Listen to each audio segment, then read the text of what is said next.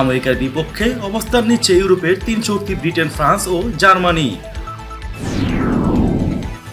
তেল সরবরাহ না কমালে সেনা প্রত্যাহার করা হবে, যুবরাজকে ট্রাম্পের হুঁশিয়ারি। লিবিয়ার জন্য ভাড়াটে গেরিলা জোগাড় করতে আমিরাতের প্রতিনিধি দল সুদানে। ট্রাম্পকে 12 বার সতর্ক করেছিল সিআইএ। ইয়েমেনের জাওয়াফ প্রদেশের 95% মুক্ত, নিহত 200 ভাড়াটে সেনা। মার্কিন ইসরায়েলি চাপে হিজবুল্লাহকে নিষিদ্ধ করল জার্মানি। করোনা ভাইরাস ঠেকাতে নেমে যুদ্ধ অপরাধ করছে মিয়ানমারের সেনারা। ইরানি এয়ারলাইন্সের জন্য সবার আকাশপথ বন্ধ করুন, পম্পেও। কোভিড-19 জাতিসংঘের শিশু তহবিলে গ্রেটা থানবার্গের লাখ ডলার দান। ভবিষ্যতে আন্তর্জাতিক বাজার থেকে অস্ত্র ক্রয়ে ইরানকে কেউ বাধা দিতে পারবে না। বঙ্গবন্ধুর প্রশংসা করে শেখ হাসিনাকে ট্রাম্পের চিঠি। এবং সবশেষে থাকছে, বাংলাদেশে 392 চিকিৎসক সহ 1001 স্বাস্থ্যকর্মী ও 420 পুলিশ করোনায় আক্রান্ত। ইসলামী প্রজাতন্ত্র ইরানের বিরুদ্ধে অস্ত্র নিষেধাজ্ঞার মেয়াদ বাড়ানোর ব্যাপারে আমেরিকা যে চেষ্টা চালাচ্ছে তার বিরুদ্ধে অবস্থান নিতে যাচ্ছে ইউরোপের 3 দেশ ব্রিটেন, ফ্রান্স এবং জার্মানি। এই 3 দেশ বলছে পরমাণু সমঝোতা থেকে আমেরিকা বেরিয়ে গেছে, ফলে এখন ওয়াশিংটন এই সমঝোতার কোনো পক্ষ নয়। সেক্ষেত্রে তারা আর ইরানের বিরুদ্ধে অস্ত্র নিষেধাজ্ঞার মেয়াদ বাড়ানোর প্রচেষ্টা চালাতে পারে না। 2015 সালে ইরান ও 6 জাতি গোষ্ঠীর মধ্যে যে পরমাণু সমঝোতা হয়েছিল তাতে ব্রিটেন, ফ্রান্স এবং জার্মানি 6 জাতি গোষ্ঠীর পক্ষে সই করেছিল।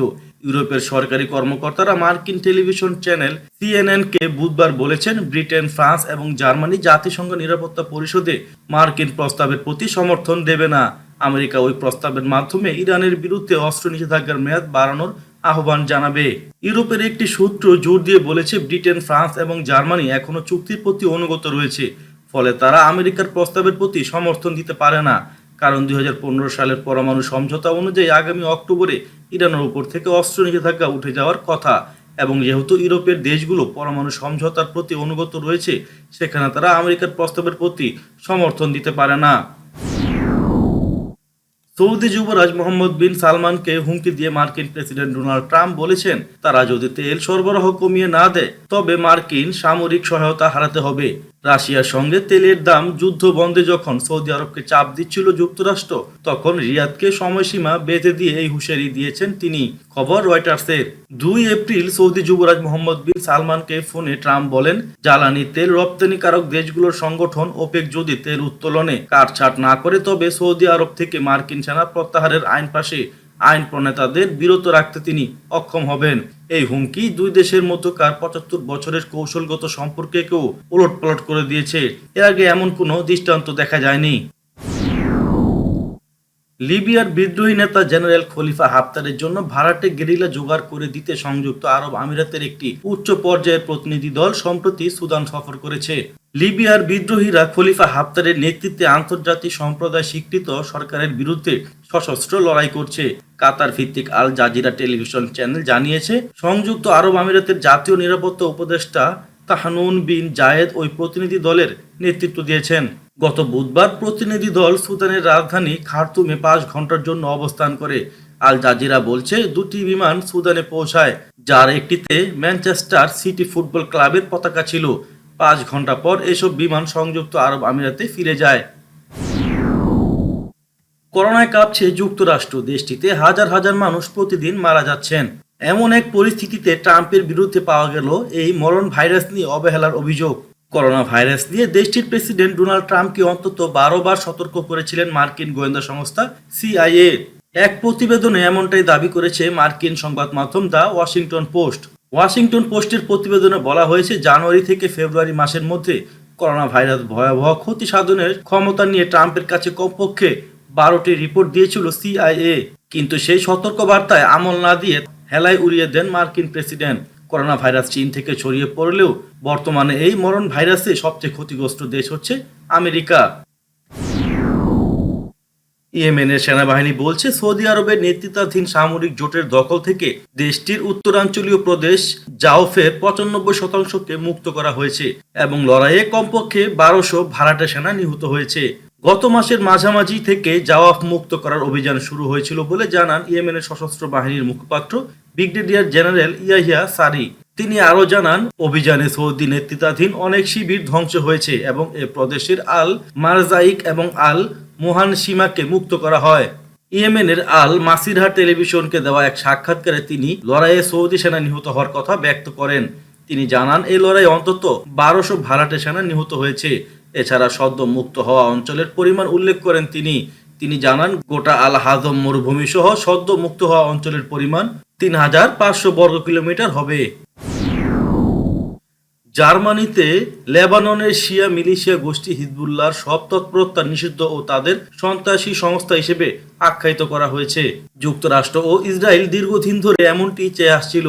রয়টার্সের খবরে বলা হয়েছে, ইউরোপীয় দেশটির শহরগুলোতে বিভিন্ন মসজিদে ফজরের সময় অভিযান চালিয়েছে পুলিশ। কর্মকর্তাদের বিশ্বাস, এমন মসজিদের সঙ্গে মধ্যপ্রাচ্যের এই শিয়া গোষ্ঠীর সম্পর্ক রয়েছে।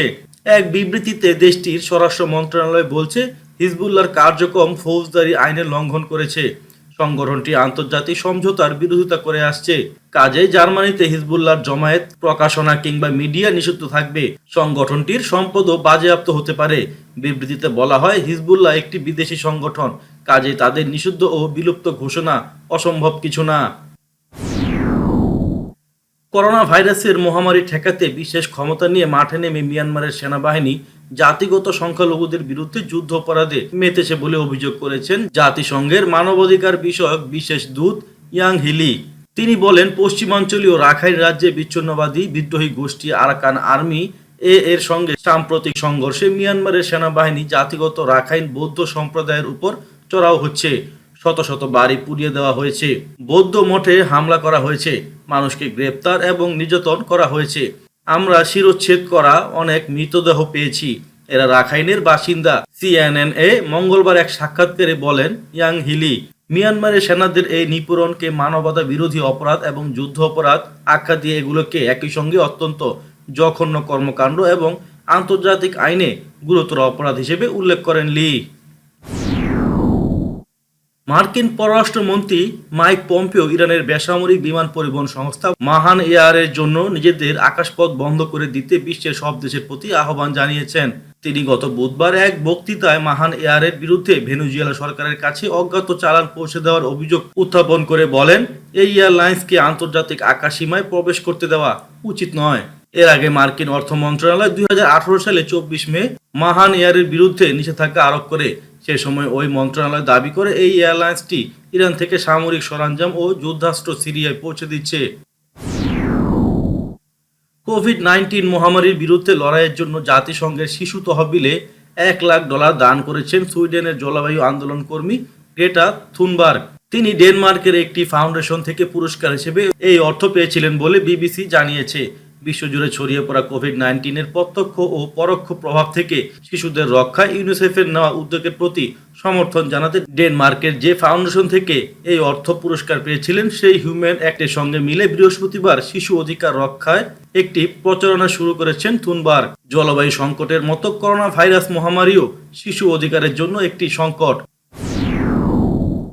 ইরানের নীতি নির্ধারণী পরিষদের সচিব এবং ইরানের বিপ্লবী গার্ড বাহিনী বা আইআরজিসির সাবেক প্রধান মহসিন রেজাই বলেছেন, ইরানের উপর চাপানো আন্তর্জাতিক অস্ত্র নিষেধাজ্ঞার মেয়াদ শীঘ্রই শেষ হবে এবং এরপর আন্তর্জাতিক বাজার থেকে অস্ত্র কেনায় ইরানকে কেউ বাধা দিতে পারবে না। দোহা ভিত্তিক টেলিভিশন নেটওয়ার্ক আল জাজিরাকে তিনি আরও বলেছেন, ইরানের উপর আরোপিত অস্ত্র নিষেধাজ্ঞার বিষয়ে ওয়াশিংটন এবং ইউরোপীয় ইউনিয়নের অবস্থা মানতে ইরান বাধ্য নয়।